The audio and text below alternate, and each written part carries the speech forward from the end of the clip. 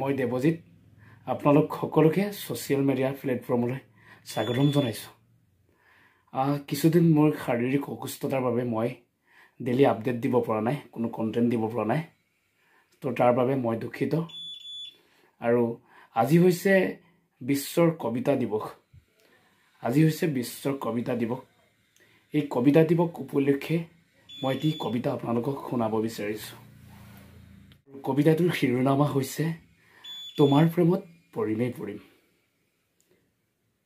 তোমাৰ প্ৰেমত পৰিমেই পৰিম, তুমি কি কৰিবা? তোমাৰ নাম ধৰি কলেজৰ খিৰিকীয়েদি চিঞৰিম, তুমি কি কৰিবা? অন্নৰ দোকানত চিগাৰেট টুপিয়বি তোমাৰ লজপত চাই থাকিম, তুমি কি কৰিবা? তোমাৰ প্ৰেমত পৰিমেই পৰিম, তুমি কি কৰিবা? তোমাৰ নাম ধৰি কলেজৰ খিৰিকীয়েদি চিঞৰিম, তুমি কি কৰিবা? অন্নৰ দোকানত চিগাৰেট টুপিয়বি তোমাৰ লজপত চাই থাকিম, তুমি কি কৰিবা?